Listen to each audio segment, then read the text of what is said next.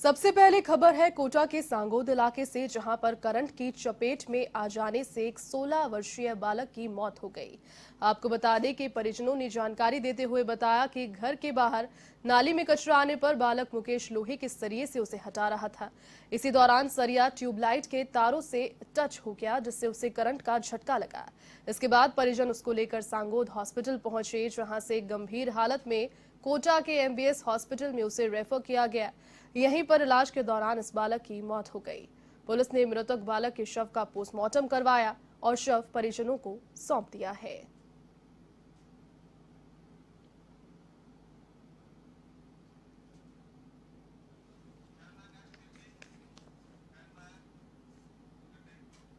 तो वहीं बूंदी जिले में एक बार फिर से रिश्तों के कत्ल होने का मामला सामने आया। यहां पर एक पोते ने अपने ही दादा को लाठी से पीट कर मौत के घाट उतार दिया। मिली जानकारी के मुताबिक बिशनपुरा गांव में आपसी कहासुनी के दौरान पोते ने दादा कालूराम माली पर लाठी से सर पर वार कर दिया, जिससे बुजुर्ग की मौत के बाद भी परिवार के लोग उस मामले को दबाए रहे। करवर थानाधिकारी बन्ना लाल ने इस पर जानकारी देते हुए बताया कि सूचना पर पुलिस ने जब मामले की जांच की तो पोते ने ही अपने दादा की लाठी से वार कर हत्या करने का मामला यहां पर सामने आया। हालांकि आरोपी युवक जो है वो मानसिक रूप से बीमार भी बताया जा रहा है। पुलिस ने शव का फिलहाल पोस्टमार्टम करवा दिया है, उसे परिजनों को सौंप दिया है और साथ ही में मामले में आगे की जांच भी प्रारंभ है।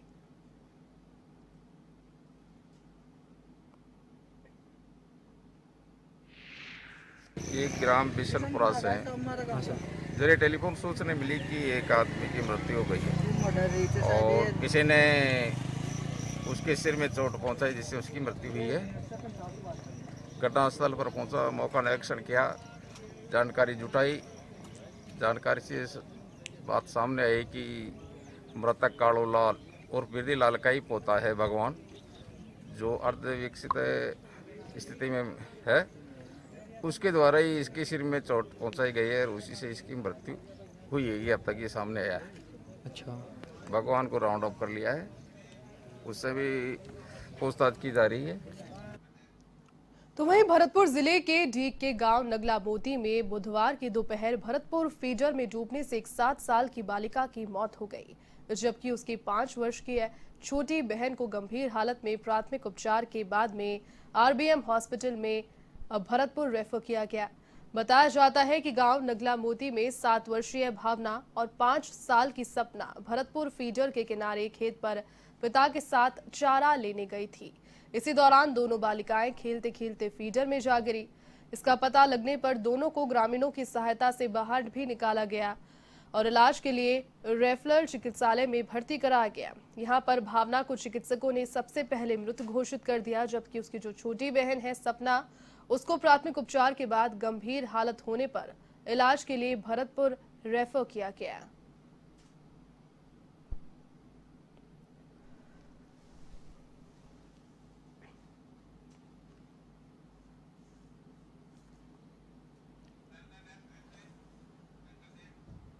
करौली के टूरा भीम के जैसनी गांव में 3 महिलाएं खेत में कार्य करते समय करंट की चपेट में आ गई। इस हादसे में 2 महिलाओं की मौत हो गई, जबकि एक अन्य महिला जो थी वो गंभीर रूप से इस हादसे के बाद घायल हो गई।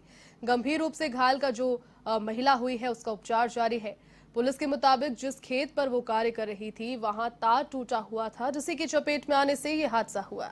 पुलिस ने शव का पोस्टमार्टम करवाकर शव जो है वो परिजनों को सौंप दिए हैं।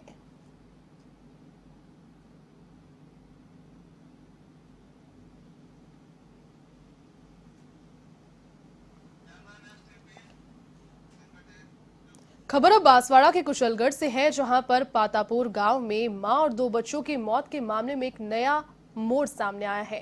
विवाहिता के पीहर पक्ष ने दरअसल यहां पर ससुराल पक्ष पर दहेज प्रताड़ना का आरोप लगाया और मामला दर्ज करवाकर कार्रवाई की मांग की है। साथ ही उन्होंने ये भी आरोप लगाया कि अनैतिक संबंध के शक में ससुराल पक्ष के लोगों ने विवाहिता के साथ मारपीट भी की।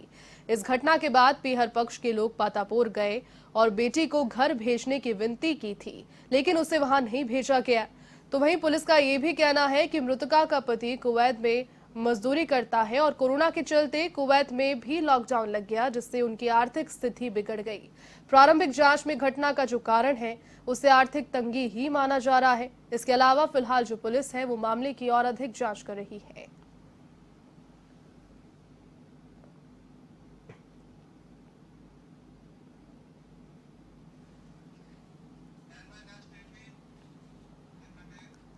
खबर अब धौलपुर के बाड़ी से है, जहां पर सदर थाना पुलिस ने एक शातिर बदमाश को गिरफ्तार किया और एक अवैध देसी पिस्टल के साथ जिंदा कारतूस और एक चोरी की बाइक भी इस बदमाश से जब्त की है।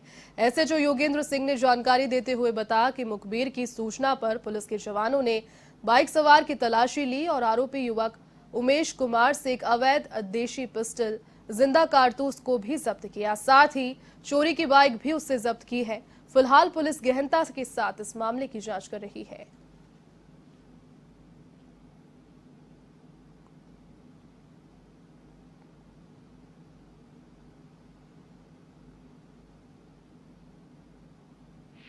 कल जरिए मुखबिर सूचना मिली, जिस पर कांस्टेबल अवधेश कुमार और कांस्टेबल मोहन प्रकाश की सूचना पर कार्रवाई करते हुए उमेश पुत्र बच्चू जाति मीणा निवासी लालाघाट कॉलोनी बाड़ी को गिरफ्तार किया है, जिससे मौके से एक अवैध कट्टा 315 बोर, एक जिंदा कारतूस व चोरी की मोटरसाइकिल भी बरामद।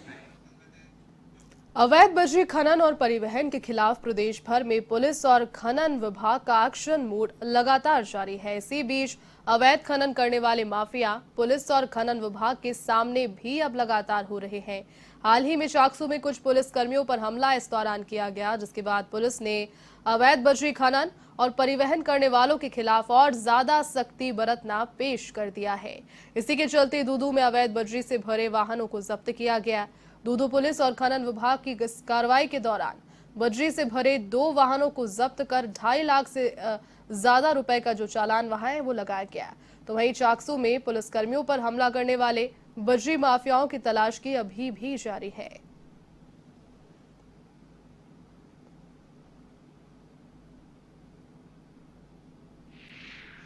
जिला जयपुर ग्रामीण एसपी साक्षी शंकर दत्त जी शर्मा द्वारा चलाए जा रहे अवैध बजरी परिवहन को रोकने के लिए हमारे थाने की सादा वस्त्रों की टीमें और अलग टीमें गठित कर अवैध बजरी परिवहन के खिलाफ कार्रवाई की गई, जिनमें कल रात्रि को 2 ट्रैक्टर बजरी से भरे हुए जब्त किए। माइनिंग विभाग को बुलाकर करीब 2.5 लाख रुपए का जुर्माना वसूल किया गया।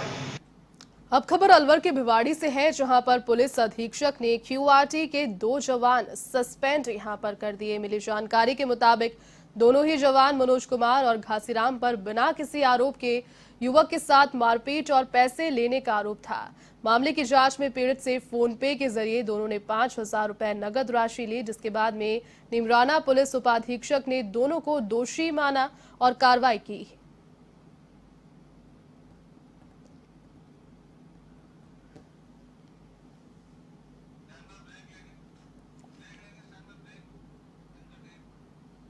चलिए फिलहाल रुक रहे हैं एक छोटे से ब्रेक के लिए, तुरंत लौटेंगे। आप बने रहिए हम आपके पंचायत मुख्यालय पर जन सुनवाई की। साथ ही में ग्राम खातीवास, दागनहेड़ी, लादिया, कर्मपुर के अधिकारियों के साथ दौरा कर लोगों की समस्याओं को भी सुना। ग्राम खातीवास में मॉडल शौचालय, ग्राम बुरहेड़ा में इंटरलॉकिंग टाइल में नाली निर्माण का फीता काटकर उद्घाटन उन्होंने किया और ग्राम कर्मपुर में एक सोलर सिंगल फेस बोरिंग की घोषणा की। इस दौरान उपखंड स्तर के अधिकारी और कर्मचारी तथा गांव के लोग जो थे उसमें उपस्थित रहे।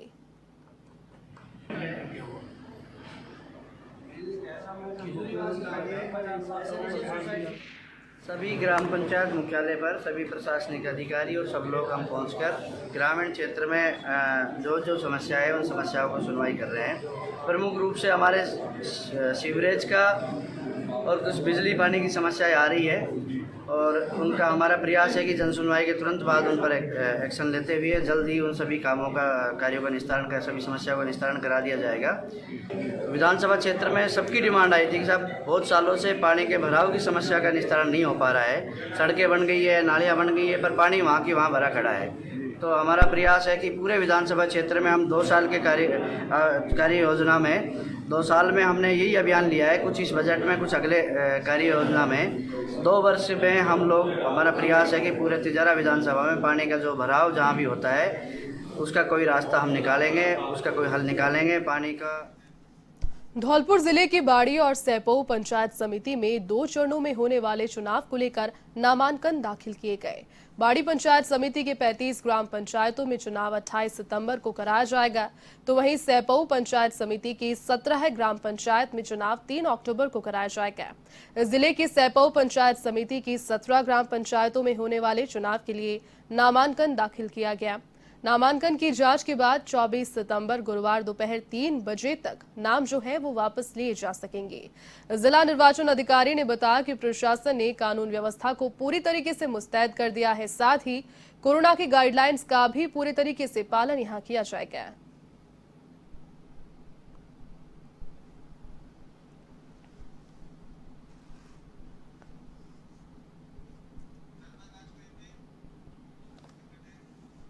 पंचायत चुनाव के दूसरे चरण के तहत बुधवार को पंच सरपंच के नामांकन दाखिल किए गए। इसी कड़ी में अलवर के बानसूर की 29 ग्राम पंचायतों में भी प्रत्याशियों ने नामांकन अपने दाखिल किए। इस दौरान पंच सरपंच के उम्मीदवार अपने समर्थकों के साथ नामांकन करने पहुंचे और रिटर्निंग अधिकारी को नामांकन के फॉर्म्स जमा कराए गए। गुरुवार को नाम वापसी के बाद प्रत्याशियों को चुनाव चिन्ह आवंटित किए जाएंगे। साथ ही में 3 अक्टूबर को जो मतदान है इस संबंध में वो संपन्न कराया जाएगा।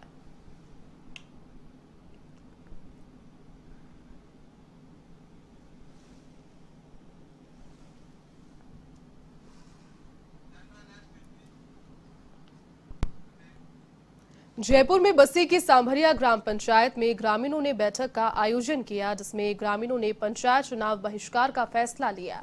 इस बैठक में ग्रामीणों ने बताया कि सांभरिया ग्राम पंचायत को बस्सी पंचायत समिति से हटाकर तुंगा पंचायत समिति में जोड़ा गया है, जिससे ग्रामीणों में रोष व्याप्त है। ग्रामीणों ने प्रशासन से सांभरिया ग्राम पंचायत को वापस बस्सी पंचायत समिति में जोड़ने की मांग की है और मांग पूरी नहीं होने तक ग्रामीणों ने पंचायत चुनाव बहिष्कार का फैसला लिया है।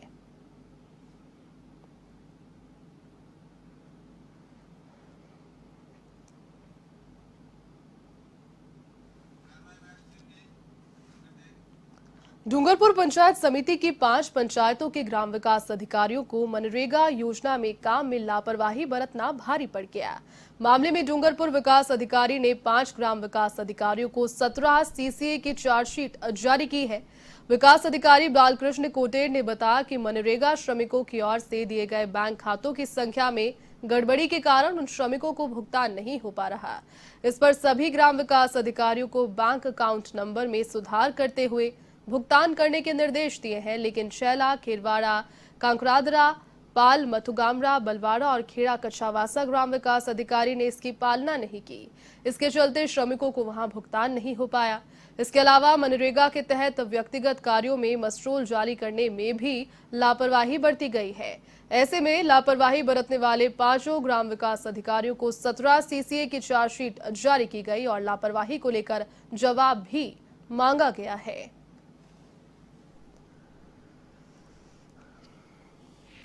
हमारे पंचायत समिति डूंगरपुर के 5 ग्राम विकास अधिकारियों के विरुद्ध कार्य के प्रति लापरवाही एवं समय पर मनरेगा के रिजेक्ट भुगतान में सही कार्य करके भुगतान नहीं करने की वजह से और कार्य के प्रति लापरवाही की वजह से उनको 17 सीसी के तहत चार्जशीट इशू की गई है, जो ग्राम पंचायत काकरादरा, छेला खेरवाड़ा, पाल माथुगामड़ा, बलवाड़ा और खेड़ा कचवासा, इन 5 सचिवों को 4 दिन का समय दिया। यदि इन्होंने 4 दिन के अंदर उपरोक्त कार्य नहीं किया तो उनके विरुद्ध चार्जशीट के तहत उनको सजा के तौर पे 2 इंक्रीमेंट रोकने की कार्रवाई की जाएगी। श्रीगंगानगर के घड़साना में केंद्र सरकार की ओर से लाए गए 3 बिलों के खिलाफ विरोध प्रदर्शन जारी है। इसको लेकर किसान, मजदूर और व्यापारियों की बैठक आयोजित हुई। इसमें आगामी रणनीति बनाई गई, जिसके तहत 25 सितंबर को क्षेत्रों में चक्का जाम किया जाएगा और अनाज मंडी को बंद रखा जाएगा।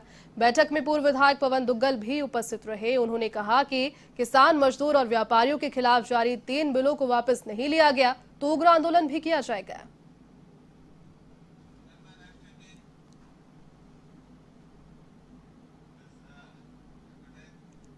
अब खबर है अजमेर के विजयनगर से, जहां पर बुधवार को पालिका कर्मचारियों ने अधिशासी अधिकारी पर हमले का विरोध किया और साथ ही में आरोपियों के खिलाफ कार्रवाई की मांग इधर की गई है। इस दौरान पालिका कर्मचारियों ने कार्य का बहिष्कार किया।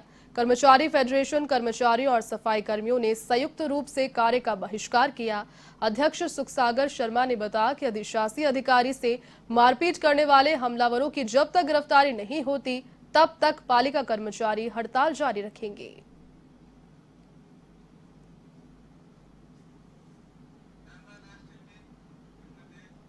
तो वहीं पाली के सुमेरपुर में कोरोना की गाइडलाइंस को लेकर प्रशासन पूरी तरीके से सख्त हो गया है। कोरोना की गाइडलाइंस की लापरवाही करने वाले लोगों का प्रशासन ने चालान काटा। बिना मास्क लगाए दुकानदारों और लोगों के चालान यहां पर काटे गए। दुकानदारों को बिना मास्क पहने सामान बेचने को लेकर भी चेतावनी दी गई। इस दौरान कई दुकानदार बिना मास्क के भी नजर आए। तो वहीं इलाके में मौसमी बीमारियों को देखते हुए फॉगिंग भी की जा रही है।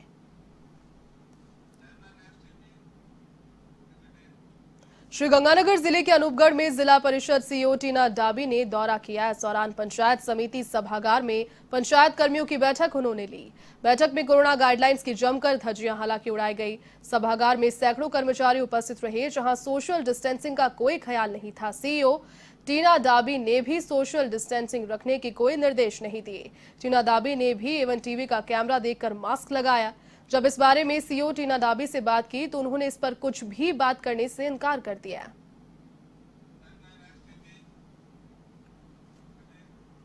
खबर अब जैसलमेर के फलसुंद क्षेत्र से है, जहां पर कोरोना महामारी को देखते हुए पुलिस थाना अधिकारी देवकिशन जीनगर ने मास्क को लेकर ग्रामीणों के साथ समझाइश की। साथ ही में दुकानदारों से सोशल डिस्टेंसिंग और सैनिटाइजेशन को लेकर दिशा निर्देश दिए और दुकानों पर मास्क नहीं लगाने पर 15 से अधिक स्थानों पर चालान काटे। साथ ही में मृत्यु भोज और बड़े आयोजन नहीं करने के निर्देश भी दिए।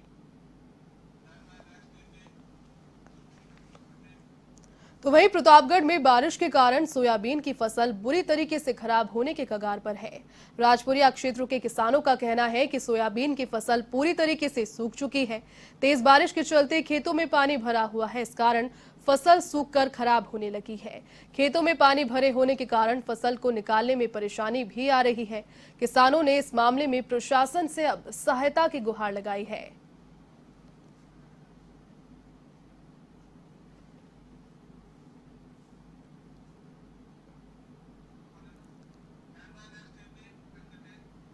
खबर अब पाली के देसूरी क्षेत्र से है, जहां पर राजस्थान शिक्षक तथा पंचायती राज कर्मचारी संघ की ओर से एसडीएम राजलक्ष्मी गहलोत सीएम के नाम ज्ञापन सौंपा और वेतन कटौती के फैसले को लेकर विरोध जाहिर किया। राजस्थान शिक्षक पंचायती राज कर्मचारी संघ प्रदेश में राज्य जन कल्याणकारी योजनाओं को जनता तक पहुंचाने में पूर्ण सहयोग किया करता है, लेकिन अब वेतन कटौती से कर्मचारियों में भी रोष है।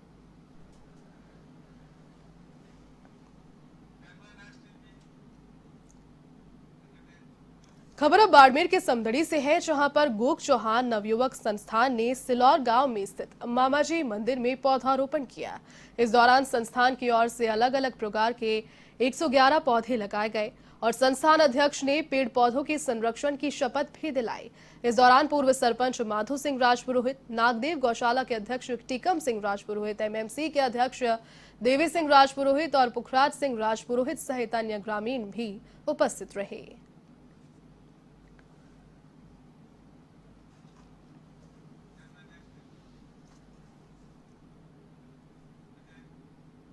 बाड़मेर के समदड़ी में तहसील मुख्यालय से एक सप्ताह से तहसीलदार राकेश जैन नदारत हैं।